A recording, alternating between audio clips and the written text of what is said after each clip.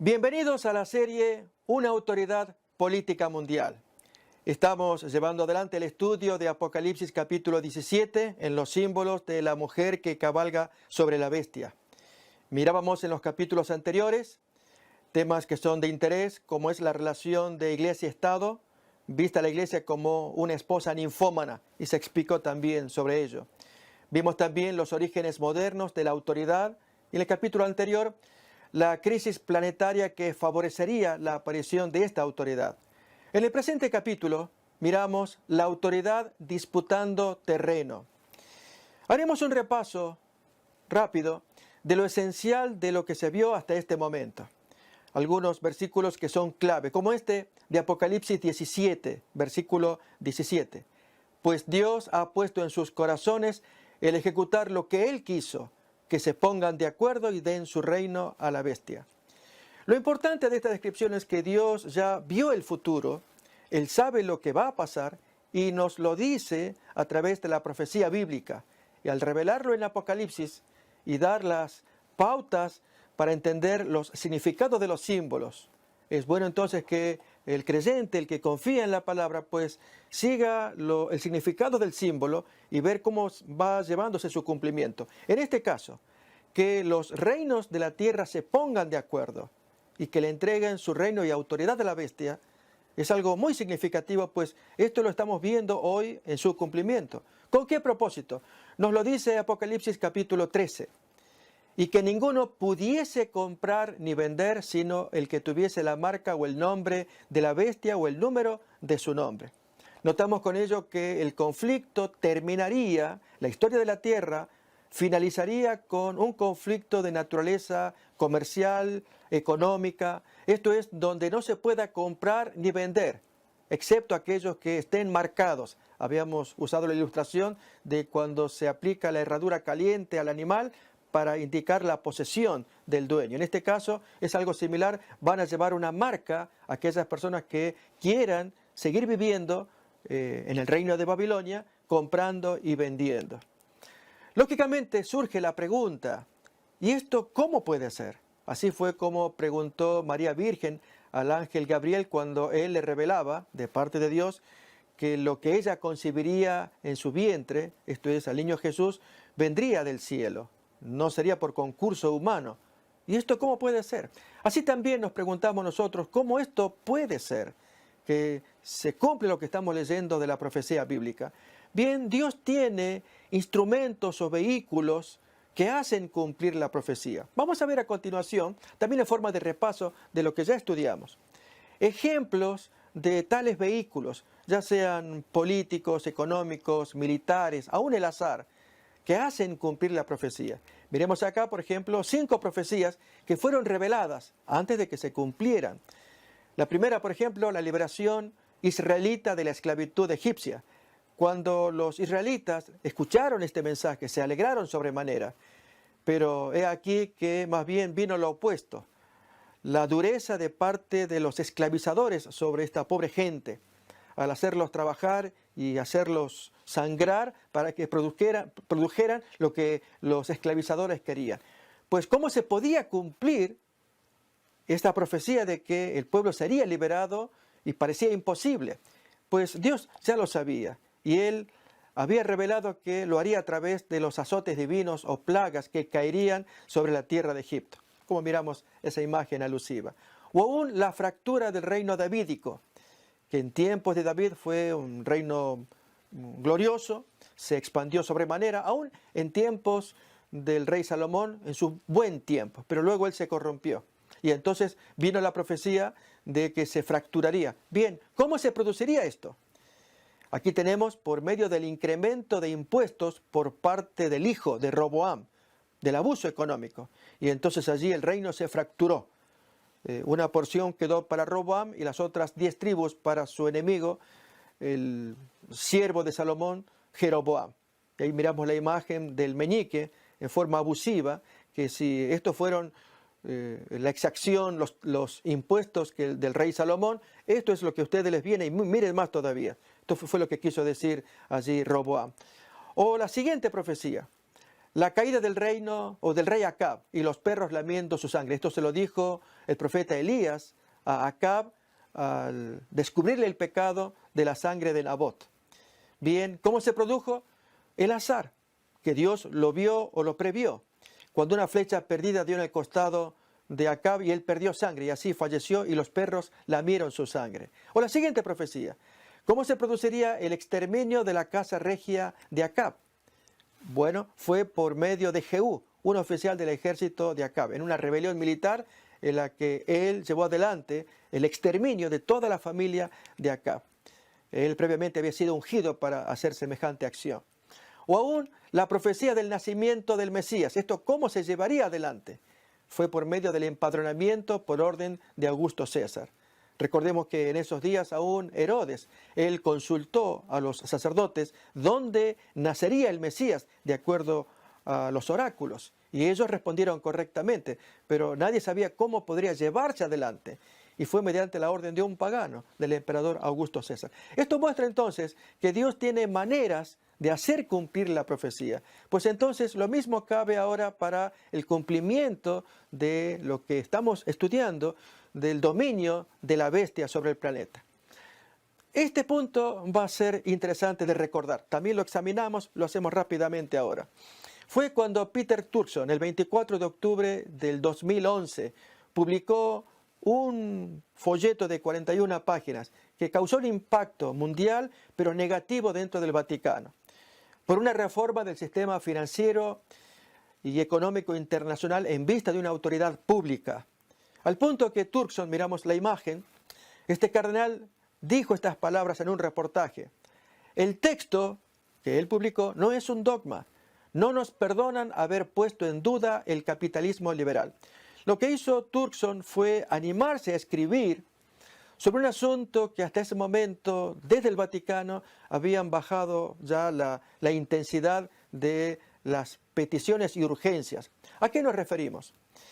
Notemos en la siguiente imagen la crítica que recibió Turkson por haberse animado a publicar sin consulta al papado. Leemos acá. Según diferentes fuentes, este documento de Turkson habría desencadenado la cólera del secretario de Estado, Tarcisio Bertone, y del mismo Papa, que consideran que el dicasterio o la oficina de Turkson no tenía la tarea de llevar a cabo un análisis de ese tipo que fue presentado a la prensa poco antes de que comenzara el G20 de Cannes. El grupo de los 20, una famosa reunión importante de las naciones que tenían que ver con economía. Tanto que el vaticanista, el periodista Sandro Magister, sostiene que este documento desconcertó a muchas personas del Vaticano y de otros lados, que está en flagrante contradicción con la encíclica Caritas in Veritate del Papa Benedicto XVI. Y este es un punto que vale la pena retocar. Y es el siguiente. ¿Cómo es posible que se dijera que está en contradicción cuando ya examinamos en el capítulo anterior que son exactamente lo mismo? Los puntos que Turkson trajo se basó en la encíclica de Benedicto XVI publicada 2 años atrás. Así que no hay contradicción. ¿Por qué la cólera del Vaticano y en particular del Papa? Porque ahora Turkson tomó la iniciativa de dar un paso adelante. Esto muestra ya la debilidad del líder católico Benedicto XVI, que para ese tiempo, estamos hablando del 2011, ya muestra los síntomas de que él no puede llevar adelante el programa que se había propuesto en el 2011 cuando publicó su encíclica, en 2009, de Caritas in Veritate. ¿Qué significa esto? Recordemos lo que se estudió. En el 2011 fue un año clave. Se habían reunido en agosto en la ciudad de Lindau, Alemania, los principales cerebros de economía mundial. 17 premios Nobel, 350 doctorados o postdoctorados sobre economía, y en 4 días estudiaron el tema para ver si había un plan de salvataje para la economía mundial. Y el resultado fue absolutamente un fracaso. Eso ya lo miramos en el capítulo anterior. Ahora se aproximaba el grupo el G20, la reunión en Cannes, que se realizaría 10 días más tarde para estudiar el tema. ¿Qué es lo que estudiarían cuando había síntomas de queja mundial? Acordémonos lo que había pasado desde mayo de ese año, 15 de mayo, en España. El M15, le llaman así, un movimiento pacifista, popular, de queja de las masas contra proletariado, se le llama también, contra los ricos. Bien, esto fue pacífico en España, pero causó un impacto en Estados Unidos con el Occupy Wall Street, que se llevó a cabo el 17 de septiembre, también del año 2011. Un movimiento que en 10 días, esto es para el 27 de septiembre, ya había reunido a 52 ciudades en Estados Unidos que imitaban el movimiento de la marcha pacífica en protesta, los pobres, la clase media para abajo, contra el 1% que manejaba las riquezas. Tanto que para un mes después, 15 de octubre, también del año 2011, 1051 ciudades de 90 países se quejaban, se les llamó la furia, en todas partes del mundo, el mismo problema, la queja de los pobres, llamado el 99%, contra el 1% de los ricos. A esto, en esos días, se publica un artículo de Bill O'Reilly. También lo examinamos en el capítulo anterior para recordar nada más. Y era ya el caso de postración de este país, de Estados Unidos, ya próximo a la bancarrota.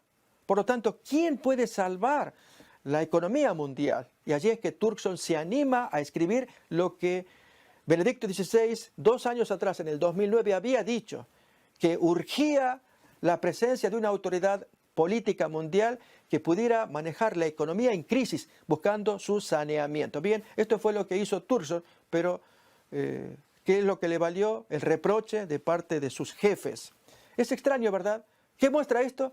Hacía falta la presencia de un nuevo líder. Efectivamente, para marzo del 2013, sube al pontificado Francisco I, hay mucha expectativa con su persona, y aquí que 2 años más tarde publica su encíclica Laudato Si, de la cual miramos allí la imagen. El argumento que presenta Francisco, básicamente leemos ahí, desearía que todos asumiéramos el compromiso de respetar y custodiar la creación, de contrarrestar la cultura del desperdicio y del descarte, para promover una cultura de la solidaridad y del encuentro. Un hombre que se llega a las masas y tiene claro su objetivo, que vamos a ir examinando de aquí en más. Básicamente es atender las necesidades planetarias y principalmente lo que hace al daño ecológico. De allí es que él lleva la propuesta de un cambio ecológico. Los países se le van sumando excepto uno y el más importante, Estados Unidos, no con la presidencia contemporánea de Francisco I, esto es el liberal Barack Obama, sino el siguiente, el republicano Trump, del cual ya vamos a mirar. Por un lado, entonces, el saneamiento del planeta, él le va a llamar la casa común, y por otro lado, la defensa de los trabajadores. Otro asunto que también afecta a los capitalistas. Por lo cual, entonces, Francisco lleva un programa y es resistido por el gobierno republicano conservador de Estados Unidos. Pero miremos entonces los principales puntos que subrayamos de la encíclica Laudato Si, publicada el 24 de mayo del año 2015. En el párrafo 128 leemos así: el gran objetivo debería ser siempre permitirles a los pobres una vida digna a través del trabajo. Noten que estas expresiones van a caer mal a los ricos. Y efectivamente, allí cuando Francisco I lanza su agenda, su evangelio a favor de la restauración de la naturaleza, de la ecología, del planeta, y a favor de los trabajadores, su familia y aún el descanso del trabajador, los ricos que manejan la producción y el trabajo, que llevan las riendas al respecto y con lo cual pretenden más dinero, ellos se van a sentir resentidos con estos planteos. Así que vamos a apreciar mejor el contenido de lo que dijo Francisco I y ya vaticinar el rechazo firme de parte de los ricos conservadores y republicanos.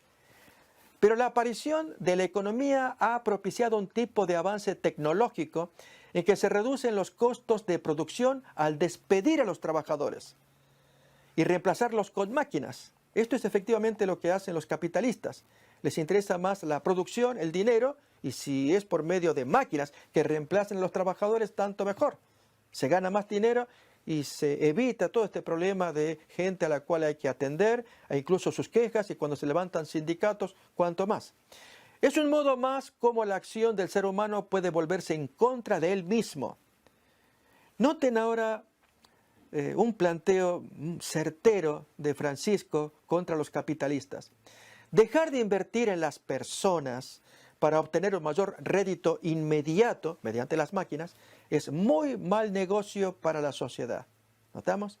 Ahora, en el párrafo 237 va a incluir otro asunto que tiene que ver con el trabajador, la familia y el descanso.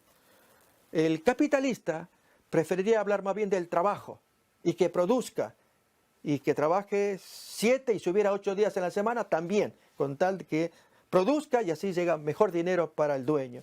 En cambio, Francisco va a hablar más a favor de la familia y del descanso. Miremos. El domingo, la participación en la Eucaristía tiene una importancia especial. Ese día, así como el sábado judío, se ofrece como día de la sanación de las relaciones del ser humano con Dios, consigo mismo, con los demás y con el mundo. Aquí es llamativo el planteo que Francisco I hace del domingo basándose en la teología del sábado. Este tema del sábado y las bases, tanto bíblicas como humanas, que sostienen que ese día todavía permanece como una bendición para el ser humano, se está desarrollando en otra serie de este ministerio, serie que hemos titulado Sábado o Domingo, una historia del cambio del día sagrado, que invitamos a mirar también. Porque aquí lo que hace Francisco es establecer un paralelo del sábado judío, del cual dice, notemos a continuación, la ley del descanso semanal imponía abstenerse del trabajo el séptimo día para que, noten, la bondad, la bendición, la ventaja que trae el descanso para el resto de la comunidad, para que reposen tu buey, tu asno, y puedan respirar el hijo de la esclava y aún el emigrante, el extranjero. Si esto producía el sábado, ¿cuánto más ahora el nuevo día domingo? Por lo cual dice allí, marcado en azul, es el día de la sanación de las relaciones del ser humano con Dios, un día en que se puede reencontrar con Dios, consigo mismo, si tiene descanso para meditar en sí mismo, con los demás, particularmente con la familia, aún con el mundo, con la sociedad, cuanto más con la naturaleza. Solamente que la pregunta que agregamos, como en paréntesis, es, si esto ya lo traía el sábado del Antiguo Testamento, ¿por qué buscar un nuevo día que lo reemplace si el propósito ya estaba revelado para el sábado? Pero seguimos. El descanso es una ampliación de la mirada que permite volver a reconocer los derechos de los demás. Noten, habla del descanso, no tanto del trabajo. No quiere decir que no haya que trabajar, sino el trabajo es obligación, pero que haya tiempo de descanso para que se vitalice el trabajador y su familia también. Así el día de descanso, o sea el domingo, cuyo centro es la Eucaristía, derrama su luz sobre la semana entera, le da significado a la semana. Cuando el hombre se encuentra consigo mismo, con Dios, hay sanación en la relación con la familia, con el prójimo, con el mundo, con la naturaleza, es lo que pretende decir Francisco. Derrama su luz sobre la semana entera y nos motiva a incorporar el cuidado de la naturaleza y de los pobres. Notamos que efectivamente cuando hay un domingo libre, off, aún la naturaleza se beneficia en cuanto ya no hay más depredación. Esto es que en el día domingo pues cesan los trabajos, cesan las máquinas, cesa la producción, cesa aún el fluido de corriente, el uso de la gasolina, cuántos lugares que se siguen produciendo y que haya descanso para la naturaleza y cuánto más para el hombre. Hay un beneficio que ello trae. Y más, como dice Francisco, el hecho de que se centre en la Eucaristía, que tenga comunión con Dios mediante la misa y compartir allí la relación con Dios. Notamos, es claro el planteo que trae Francisco, si lo podemos resumir. Habla del trabajador, la familia y su merecido descanso dado en domingo. Como también, ya miraremos párrafos, habla del ambiente. Y para que no se dañe más el ambiente, les va a pedir a los capitalistas, a los países del primer mundo, que ellos bajen la producción. Esto significa pérdida económica, con el propósito de que no sigan emanándose los gases de tantos artefactos que hacen daño a la capa de ozono. Miremos ahora cómo la encíclica del Papa Francisco sobre el medio ambiente desata la ira de los conservadores en Estados Unidos. Esta noticia aparece publicada el 18 de junio, un poco menos que un mes de publicado originalmente, 24 de mayo del 2015. La BBC Mundo, en junio 15 del 2015, publica este artículo. Notemos allí qué importante es el planteo, porque aquí que para solucionar este asunto hay un plan de parte de Francisco. Miremos acá. El pontífice hace un llamado a proteger a nuestro planeta de la degradación medioambiental y carga contra el actual sistema económico capitalista que explota los recursos naturales sin consideraciones éticas o morales. Es decir, a explotar como pueda todo lo que produzca la naturaleza, pero aquí que si perjudica a la familia en cuanto no tiene descanso o perjudica a la naturaleza con las emanaciones, no hay consideración ética. El asunto es producir y sacar dinero, lo que se va a llamar capitalismo salvaje. Miremos todavía más. Jeb Bush, candidato republicano a la presidencia por ese tiempo, Donald Trump entraría en carrera un poco más adelante, aseguró que no cree que la religión deba mezclarse con cuestiones que tengan un efecto en el ámbito político. Son dos cosas distintas, según Bush. La política tiene sus reglas, la religión tiene la suya, y es aquí que Francisco, al traer una encíclica, molesta a los políticos, especialmente a estos capitalistas. Se unió así al coro de políticos, empresarios y medios conservadores que en los últimos días han atacado al Papa Francisco por opinar sobre un tema que creen no le compete. Él no tiene que meterse en ese asunto. Esta encíclica, la primera de un pontífice dedicada enteramente al medio ambiente, ha dado nuevos argumentos a aquellos en Estados Unidos que creen que el Papa es demasiado liberal, al estilo de Barack Obama, que era el presidente contemporáneo en ese momento, o incluso de tendencias comunistas. Hoy ya hablaríamos más apropiadamente socialistas, en lugar de capitalistas. Por su posición aperturista en cuestiones sociales y por sus críticas al capitalismo salvaje y a la dictadura de la economía. Es como se plantea allí, es la reacción que la población tiene por la encíclica del Papa en defensa del medio ambiente y de los trabajadores. Los conservadores en Estados Unidos son conocidos por negar la conexión entre el cambio climático y las actividades humanas y por oponerse a la adopción de medidas que limiten, por ejemplo, la emisión de gases con efecto invernadero, gases que finalmente dañan la capa de ozono. Vamos entendiendo entonces el conflicto. De allí es que Benedicto estaba siendo mal mirado aquí en Estados Unidos. ¿Cómo podía esto solucionarse?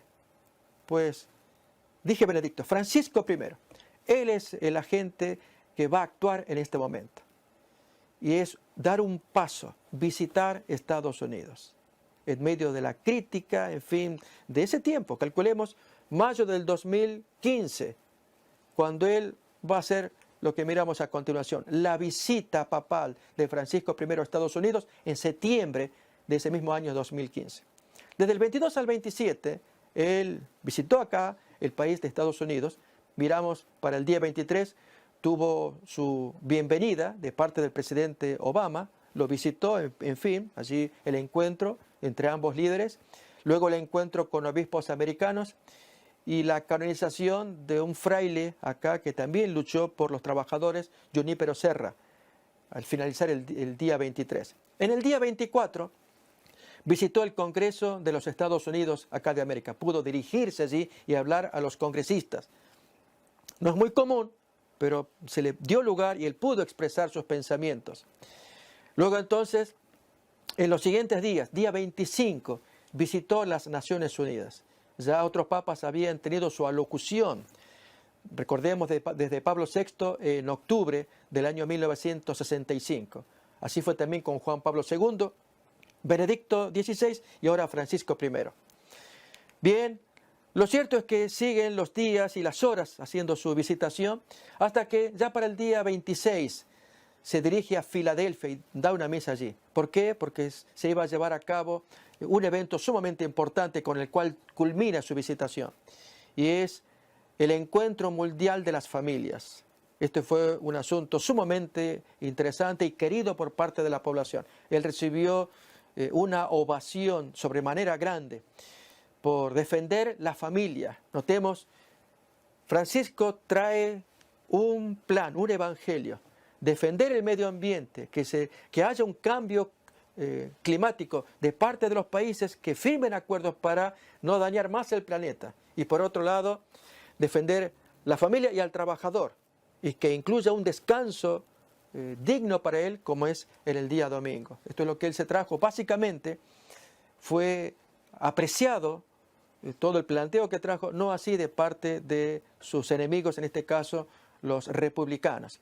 Bien, acá estamos mirando ya cuando Donald Trump con un miembro del gabinete ya están próximos a tomar la dirección del país, 20 de enero del año 2016. Allí es cuando finalmente se va a ser elegido como presidente electo ya. Pero ocurre algo. Vamos a mirar. Trump queda solo sobre el cambio climático. Miremos, en el año de su primer año de mandato, dice acá, el presidente electo va en contracorriente en su postura sobre una lucha respaldada por más de 100 naciones.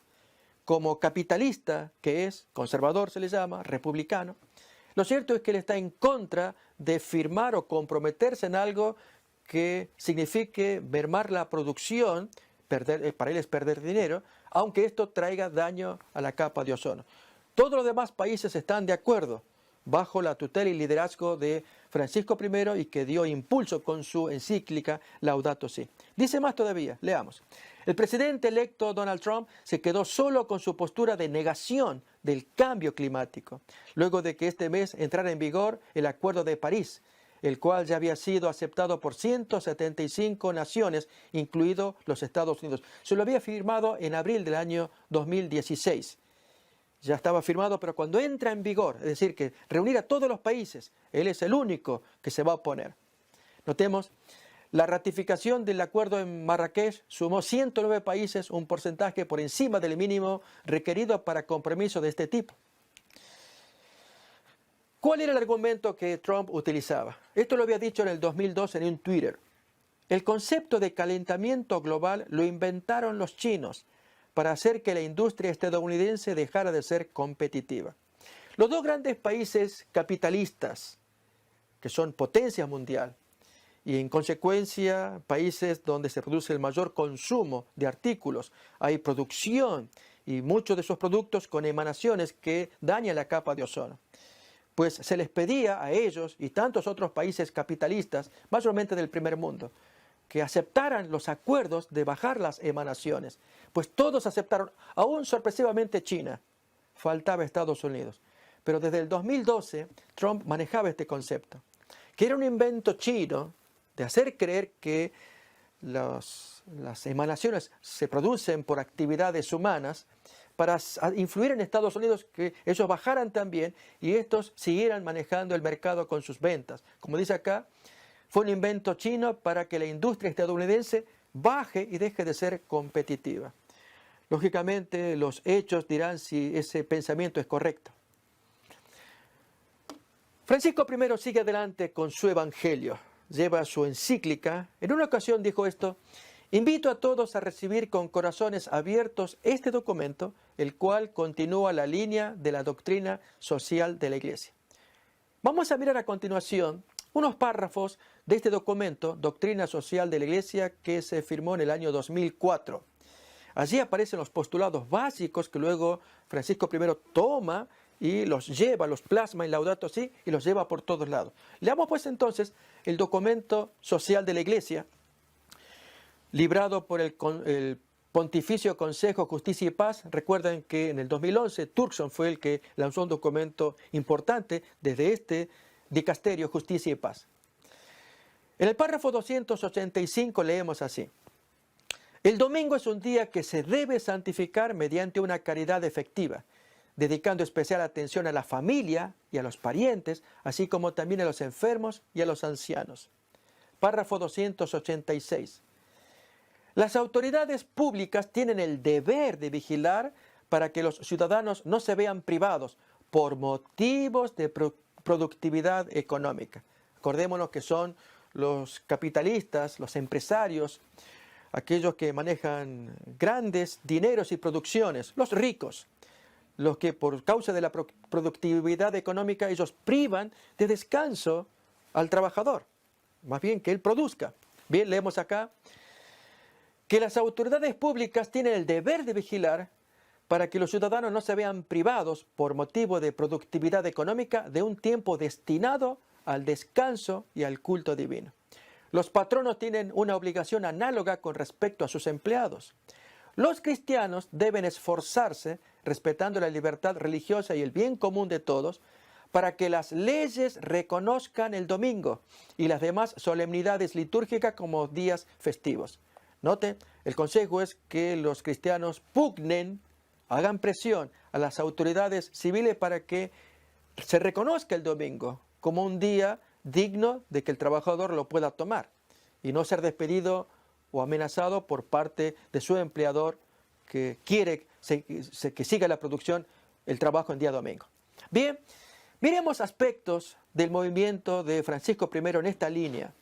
Ya en el año 2013, cuando él ascendió, a los pocos meses, esto es el 6 de junio, tuvo un encuentro con el presidente de la Confederación Argentina de la Mediana Empresa CAME, Osvaldo Cornide, con quien tuvo un diálogo. Como dice el artículo periodístico que miramos ahí, el Papa por el cierre de comercios el domingo. Francisco I respaldó un proyecto que impulsa esta Confederación Argentina de la Mediana Empresa. Miremos las palabras de Cornide, allí en el párrafo central. Es un tema en el que habíamos trabajado con Bergoglio cuando era arzobispo de Buenos Aires, recordemos ambos compatriotas, y que por supuesto apoya porque el empleado de comercio, del cual Cornide representa como presidente, empleado que trabaja el domingo, que es el día del Señor, no tiene oportunidad de reunirse con su familia, dijo entonces Cornide allí al periodismo. Cuando saludé al Papa le conté que en las provincias argentinas del Chaco y La Pampa las legislaturas están tratando el tema. Él me dice, qué bueno, porque claramente respalda nuestro proyecto. Y es la lucha que Cornide está haciendo en Argentina para que se expanda por diferentes provincias la obligatoriedad de parte de las legislaturas de que obliguen a las grandes empresas a que cierren los domingos para que el empleado de comercio y el empleado en general pueda tener acceso a un descanso y a su familia. Miremos cómo esto va a seguir. Lo cierto es que, recibiendo el apoyo del Papa, Cornide regresa a Argentina y se distribuye estos afiches y se levantan las marchas con pancartas como miramos allí. El Papa por el cierre de comercios del domingo. Y el eslogan era, sí al descanso dominical, sí a la familia. Y mucha gente se movió por diferentes partes, ciudades, llevando estas pancartas para hacer que las legislaturas consideraran este aspecto y se votara una ley dominical. Aquí se produce lo que este servidor llama el experimento de Argentina. Esto es que la ley dominical brota desde abajo hacia arriba, desde las masas, desde el pueblo hacia los legisladores, haciendo presión para que se imponga eventualmente una legislación que favorezca al trabajador, permitiéndole un descanso el día domingo. Tanto que poco tiempo después, un año después de su ascenso al pontificado, Francisco I, allí en la fecha que aparece, en un video que está en internet, él tiene una alocución, claramente menciona la dignidad acerca o que es necesaria para los trabajadores y el domingo en particular, del cual el trabajador tiene derecho. Lógicamente uno oye y piensa, esto es un asunto social. Bien, pareciera que sí, pero ya vamos a mirar si es meramente social o hay un trasfondo religioso. A esto contribuyó, y ponemos acá, también un video, un canto, casi que suena como un himno. Hoy es domingo se llama, escrito por Diego Torres y que canta con él Rubén Blades. Está allí en YouTube, uno lo puede escuchar. Poco más y se puede convertirse en un himno a favor de la legislación dominical. El canto es pegadizo, tiene ritmo de salsa. La gente que participa, las imágenes, el video, la música es tan agradable que muestra a la gente que en domingo disfruta del descanso, disfruta de un buen asado, de una buena carne, de tallarines, fideos, pastas, de la visita de los parientes, de los vecinos, y allí ellos están felices, disfrutando de un día libre de la ocupación laboral. Y que en la letra hay un párrafo que ponemos acá, miremos, que Diego Torres pone allí mientras canta, a ritmo de salsa: hoy es domingo y no es bueno para trabajar. Hoy es domingo, el día para disfrutar. El domingo se va a misa, hablo de lo espiritual. Se reúne la familia y amigos a celebrar. Imagínense, a ritmo de salsa y lo pegadiza que es la música, cuánta gente, guiado por los sentidos, la música, en fin, lo que mira los ojos, apoyarán más esta legislación dominical.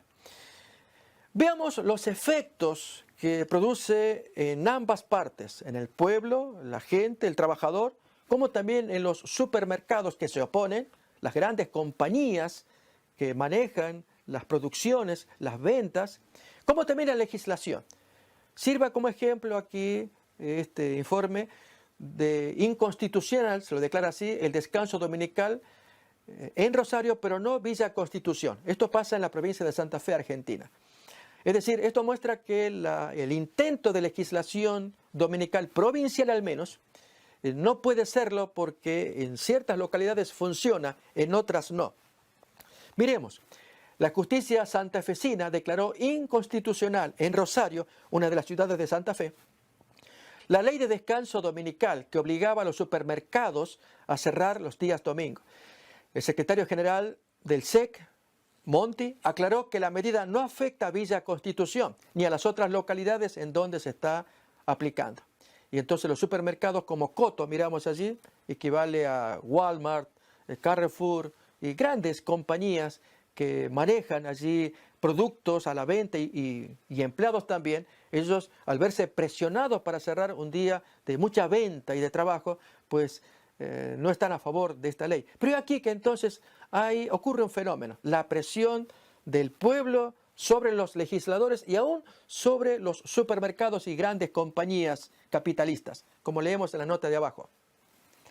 Cuando se aprobó el descanso dominical, los supermercadistas, como Coto en este caso, despidieron a decenas de trabajadores en Rosario. Es decir, si la legislación obliga a que estas empresas grandes, capitalistas, tengan que cerrar en domingo, pues se justifican allí sus números, la no venta en domingo, despidiendo empleados. ¿Cuál fue la reacción? Pues el mismo pueblo se queja, y miramos ahí la marcha, con trompetas y bombos y cuánta cosa, para que el supermercado no haga semejante cosa de expulsar empleados. Como dice a continuación, despidieron a decenas de trabajadores en Rosario para reducir costos, y los gremios, los sindicatos, las uniones repudiaron esa medida. Realmente se produce un grave conflicto para imponer algo que gente se resiste a recibirlo, como son las grandes empresas, las grandes compañías, supermercados, multinacionales también, que viven y ganan dinero trabajando en domingo. El asunto es, ¿esto podrá convertirse eventualmente en una legislación dominical como pretende Francisco I? Miremos acá, esta es la marcha, las pancartas por todo lado diseminado. Representa el pensamiento y el sentimiento y la acción popular también.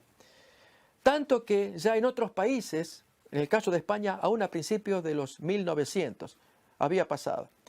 Como leemos allí, la ley del descanso dominical aprobada por el Congreso de los Diputados es una ley que sirvió para que en la España de principios del siglo XX, o sea, en los 1900, se avanzara en favor de los derechos de los trabajadores. Notemos, ese es el argumento que se usó en aquel tiempo en España. Es la que obliga a que no se trabaje los domingos. El 3 de marzo de 1904, siendo presidente del gobierno de España Antonio Maura, se aprobó finalmente la ley de descanso dominical, una ley que con partidarios y detractores terminó por imponerse como algo normal. Allí entonces se impone, pero con el paso de las décadas, hay leyes que luego se ponen obsoletas. Esto es cuando crecen los comercios, las grandes empresas, las grandes compañías con sus productos y la necesidad de empleados y de trabajo, incluido el domingo. Y por lo tanto aquella ley que pudo haber servido en un tiempo comienza a aflojarse hasta que venga alguien que nuevamente ponga fuego al tema. Pero he aquí que en Estados Unidos hubo un intento también de imponer leyes dominicales. En Estados Unidos, miremos acá primeramente esta nota y luego un comentario. La argumentación del profesor Alonzo T. Jones ante la Comisión del Senado de los Estados Unidos de Norteamérica, liderado allí por el senador Henry Blair, con quien él tuvo un diálogo en diciembre de 1888, por lo cual, en este librito que recomendamos leer, que se puede descargar de internet, allí aparecen los principales argumentos que Jones utilizó contra la promoción de una ley dominical y que eventualmente tendría carácter religioso. Y este es el detalle muy significativo. Esto es, al imponer una ley dominical, de descanso dominical, y que uno supone que tiene un trasfondo social, ya vamos a mirar que va más allá que el trasfondo social. Hay un aspecto religioso. De modo entonces que aquellos que por necesidad tengan que descansar en domingo, ya teniendo su día de descanso que es el sábado, y ahora verse obligados a descansar en domingo porque hay una ley. O aún los islámicos que también tienen su día sagrado el viernes y que luego tengan que verse obligados a descansar en domingo porque hay una ley. Para ellos también representa una pérdida. Pero además de esto, cuando no se cumple con esta ley y hay gente que siente que ya hizo su descanso religioso, el punto acá es, pero este es un descanso social. Bien, de eso trató la discusión de Jones contra Henry Blair, por lo cual cayó allí la ley dominical que hasta ese tiempo era provincial. Esto es, cada provincia o estado, como se llama acá en Estados Unidos, cada estado tenía su ley dominical o Blue Laws, se llama así.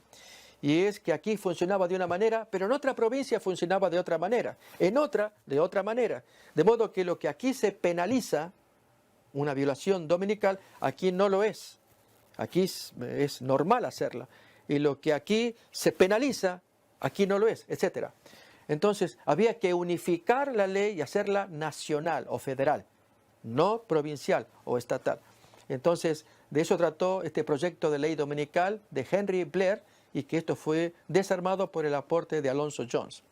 Pero vamos a ver que actualmente la ley dominical está cundiendo, avanzando, como ocurre en Polonia.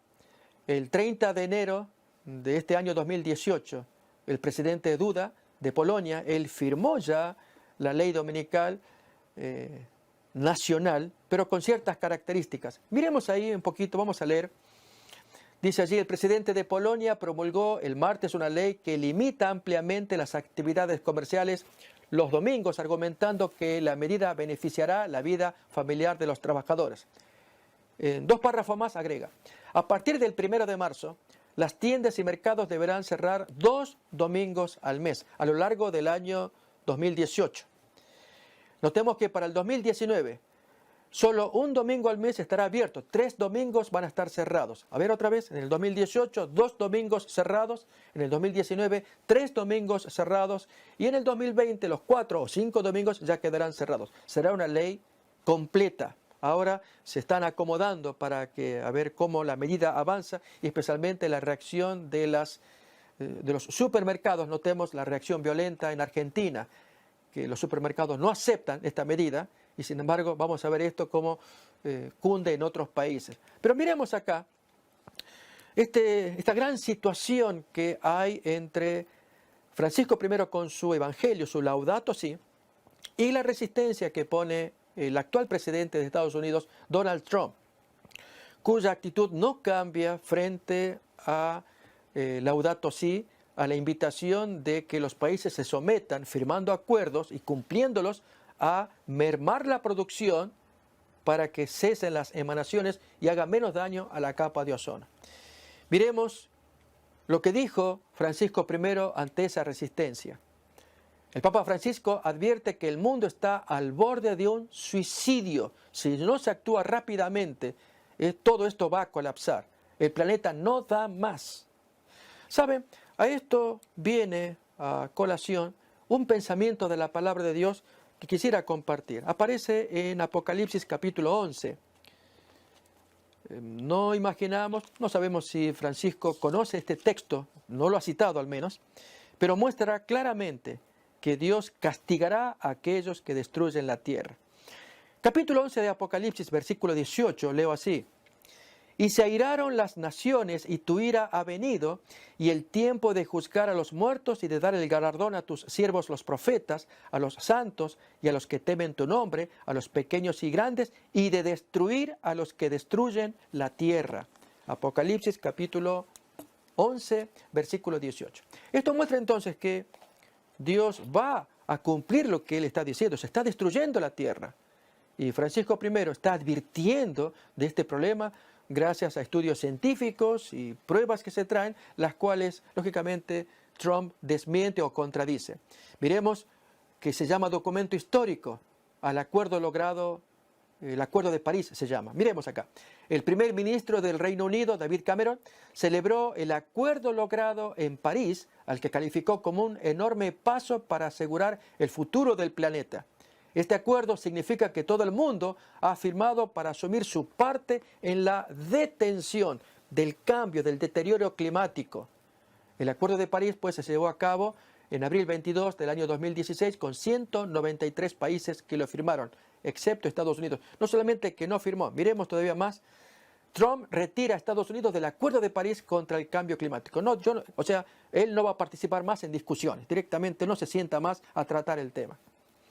El presidente da un giro aislacionista, esto es en 1 de junio, pocos meses después de que se firmara el Acuerdo de París. Da un giro aislacionista y abandona la lucha contra uno de los desafíos más inquietantes de la humanidad. Estados Unidos ha dejado de ser un aliado del planeta. Notemos cómo este artículo publicado en El País de Estados Unidos dice así. Nuevamente, Donald Trump dio rienda suelta hoy a sus creencias más radicales y decidió romper con lo que Trump llama debilitante, desventajoso e injusto Acuerdo de París contra Estados Unidos, contra el cambio climático. Él da rienda suelta y entonces contra el cambio. La retirada del pacto firmado por 195 países marca una divisoria histórica. Con la salida, el presidente de la nación, que de paso ya Barack Obama había firmado, él era parte, él estaba de acuerdo en apoyar que se haga un estudio para cambiar el deterioro del clima y aceptar todo lo que los científicos y los acuerdos llegaron a decir. Pero Trump se niega contra ello. Dice acá, el presidente de la nación más poderosa del mundo no solo da la espalda a la ciencia y ahonda la fractura con Europa, sino que abandona la lucha ante uno de los más inquietantes desafíos que tiene la humanidad. De allí que el articulista dice que la era Trump, oscura y vertiginosa, se acelera. Va a un desastre en cuanto a su liderazgo. Una predicción, por lo menos, que aparece de junio del año 2017. Pero hay maneras en que las cosas pueden cambiar. Y este es un punto interesante. Las catástrofes naturales. ¿Será posible que tengan que aparecer catástrofes para que entonces se observe la necesidad de ponerse de acuerdo, de firmar y acatar lo que los acuerdos digan para que no se deteriore el cambio climático? Y a la vez dar espacio a los trabajadores y a las familias y que favorezca un descanso dominical. Bien, las catástrofes lo pueden hacer. Vamos a mirar no solamente catástrofes, sino también otro tipo de calamidades sociales. Como miramos acá en El Salvador, esto apareció publicado en enero del año 2016, donde legisladores, allí menciona del diputado Antonio Almendaris, con el apoyo de algunos diputados de otras fracciones parlamentarias, propuso ayer que se implemente la lectura de la Biblia en los centros educativos como parte de un esfuerzo para combatir el ambiente de violencia que se vive en el país. Interesante. Hay un clima de violencia, estas calamidades sociales, calamidades naturales, que obligan a que se busque un acuerdo y especialmente que se dignifique al trabajador, se ayude a la naturaleza, pero especialmente se escuche la voz de este vocero de Dios, que se llama así el vicario de Cristo. Y eventualmente la propuesta que Francisco trae, que vamos a ir mirando, es la implantación de una marca. ¿Cuál es? El descanso dominical. Miremos acá, Vamos a repasar citas que son importantes e interesantes, que es el caso de este texto de 2 de Crónicas, capítulo 20. Josafat una vez dijo así: creed en Jehová vuestro Dios y estaréis seguros. Creed a sus profetas y seréis prosperados. Allí en Apocalipsis, capítulo 19 y capítulo 22, se nos revela al ángel acompañante de Juan, quien llama profetas a sus compañeros de servicio, o consiervos también, que cargan consigo el espíritu de la profecía. Ya hemos comentado acerca de este tema del espíritu de la profecía. Este servidor entiende que este espíritu de la profecía se manifiesta en los escritos de Elena White.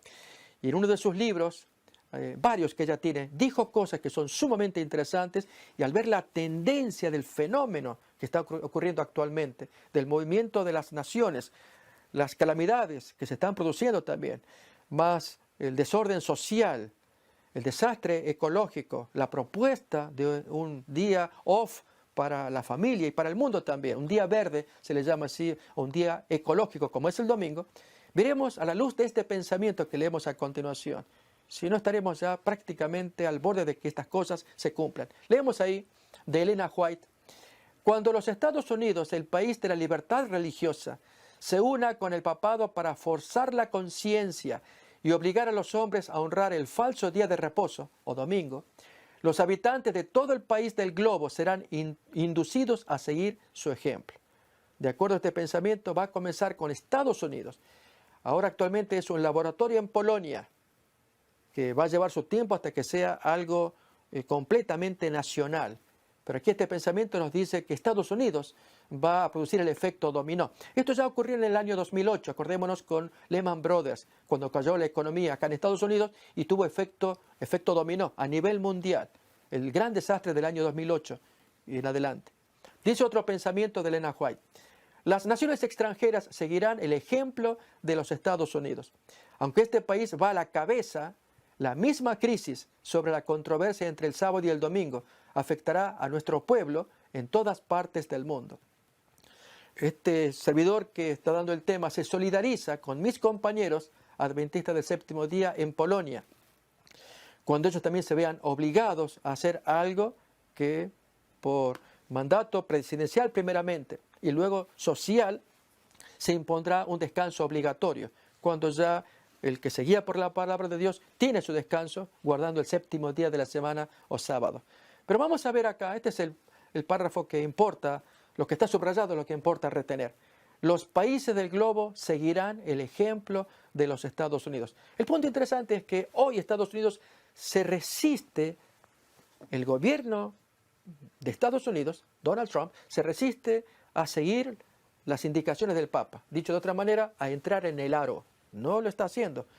Bien, ¿qué es lo que tiene que pasar para que se cumpla la profecía? Esto es, ya prácticamente las cosas están dadas. Esto es que hay un líder que tiene bien claro qué es lo que hay que hacer, a diferencia de Benedicto XVI, quien criticó a Peter Turkson 2011 por haber publicado un documento que el mismo Benedicto XVI había publicado 2 años atrás, 2009. Bien, Francisco I tiene agallas para decir y hacer las cosas.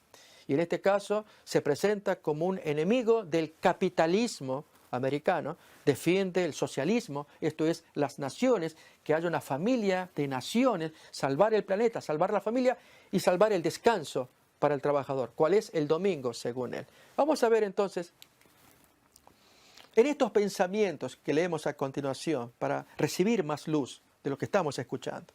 Elena White también dijo: Satanás obra a sí mismo por medio de los elementos para cosechar muchedumbres de almas aún no preparadas. Tiene estudiados los secretos de los laboratorios de la naturaleza y emplea todo su poder para dirigir los elementos en cuanto Dios se lo permita. Y da un ejemplo. Cuando se le dejó que afligiera a Job, cuán prestamente fueron destruidos rebaños, ganados, sirvientes, casas e hijos en una serie de desgracias, obra de un momento. Es Dios quien protege a sus criaturas y las guarda del poder del destructor, de Satanás. Pero el mundo cristiano ha manifestado su menosprecio de la ley de Jehová, y el Señor hará exactamente lo que declaró que haría. Si actualmente los países defienden la práctica homosexual, esto es casi universal, ¿No será tiempo que Dios tenga que actuar soltando a los demonios para que hagan el daño? Es lo que estamos leyendo acá en este pensamiento. El Señor hará exactamente lo que declaró que haría. Alejará sus bendiciones de la tierra y retirará su cuidado protector de sobre los que se rebelan contra su ley y que enseñan y obligan a los demás a hacer lo mismo. Satanás ejerce dominio sobre todos aquellos a quienes Dios no guarda en forma especial. ¿Y de qué modo Satanás puede hacer daño? Ya lo vimos en el caso de Job, pero miremos ahora esta descripción. Al par que se hace pasar ante los hijos de los hombres como un gran médico que puede curar todas sus enfermedades, Satanás producirá enfermedades y desastres al punto que ciudades populosas sean reducidas a ruinas y desolación. Ahora mismo está obrando. Ejerce su poder en todos los lugares y bajo 1000 formas. En las desgracias y calamidades de mar, de tierra, en las grandes conflagraciones, en los tremendos huracanes, en las terribles tempestades de granizo, en las inundaciones, en los ciclones. Pensemos en los incendios, en las mareas extraordinarias y en los terremotos. Destruye las mieses casi maduras y a ellos siguen la hambruna y la angustia. Propaga por el aire emanaciones mefíticas y miles de seres perecen en la pestilencia. Pero ¿cómo puede ser posible que Dios permita que Satanás haga semejante desgracia sobre la raza humana? Bien, lo sigue explicando el espíritu de la profecía, basado en un texto que leemos ahora. Dice todavía más: estas plagas irán menudeando más y más y se harán más y más desastrosas. La destrucción caerá sobre hombres y animales. La tierra se pone de luto y se marchita, dice Isaías 24, y ahí está la clave. Miremos. Desfallece la gente encumbrada de la tierra. La tierra también es profanada bajo sus habitantes porque traspasaron la ley, cambiaron el estatuto, quebrantaron el pacto eterno. Esto es, la tierra desfallece bajo sus moradores porque violan la ley y en consecuencia al violarla, ya no puede proteger, quita su protección, como pasó con Job. Allí fue un caso voluntario de parte de Dios, es decir, fue desafiado y él aceptó. Pero en este caso, Satanás reclama poder destruir a quienes violan la ley y lamentablemente obtiene el permiso. Seguimos leyendo, miremos. Y luego el gran engañador persuadirá a los hombres de que son los que sirven a Dios los que causan esos males. La parte de la humanidad que haya provocado el desagrado de Dios lo cargará a la cuenta de aquellos cuya obediencia a los mandamientos divinos es una reconvención perpetua para los transgresores. Se declarará que los hombres ofenden a Dios al violar el descanso del domingo, que este pecado ha traído a calamidades que no concluirán hasta que la observancia del domingo no sea estrictamente obligatoria, y que los que proclaman la vigencia del cuarto mandamiento, haciendo con ello que se pierda el respeto debido al domingo y rechazando el favor divino, turban al pueblo y alejan la prosperidad temporal. Y así se repetirá la acusación hecha antiguamente al siervo de Dios y por motivos de la misma índole. Y sucedió luego que Acab vio a Elías, que le dijo a Acab: ¿estás tú aquí, perturbador de Israel? A lo que respondió: yo no he perturbado a Israel, sino tú y la casa de tu padre, por haber dejado los mandamientos de Jehová y haber seguido a los Baales. Cuando con falsos cargos se haya despertado la ira del pueblo, éste seguirá con los embajadores de Dios una conducta muy parecida a la que siguió el apóstata Israel con Elías. Con esto queremos decirles, amigos, que va a llegar un tiempo tan dramático que por obedecer estos principios que se están haciendo populares, ¿cuál es? Que aparecen atractivos al comienzo. La defensa de una agenda para ayudar al cambio climático, que eso no se deteriore más. Y creo que estamos todos de acuerdo en que se tiene que bajar las emanaciones y la producción. Por otro lado, la defensa de la familia, del trabajador, y que tenga su merecido descanso. Estamos de acuerdo también. Solamente que aquí hay algo que se debe considerar y que lo estudiaremos ya en otra ocasión, y es que Dios ya propuso un plan. Al observar sus mandamientos, y en particular el cuarto de ellos, el descanso del sábado, ya estaba dicho y enseñado cómo podemos ayudar al planeta, ayudar a la familia, ayudar al trabajador y a su salud psíquica y espiritual. Pero ¿por qué proponer otro día que no sea el día sábado? Este es el gran conflicto. La Biblia pues le llama la marca de la bestia, que se impondrá y habrá quienes se resisten a ella. Con esto, amigos, queremos decirles que estamos ya en vísperas de grandes cumplimientos y que es bueno que estuviéramos absolutamente preparados. Con ello queremos agradecer que nos acompañaron en el desarrollo de este cuarto capítulo, La autoridad disputando terreno, de la serie Una autoridad política mundial. Hasta el siguiente capítulo. Gracias por acompañarnos.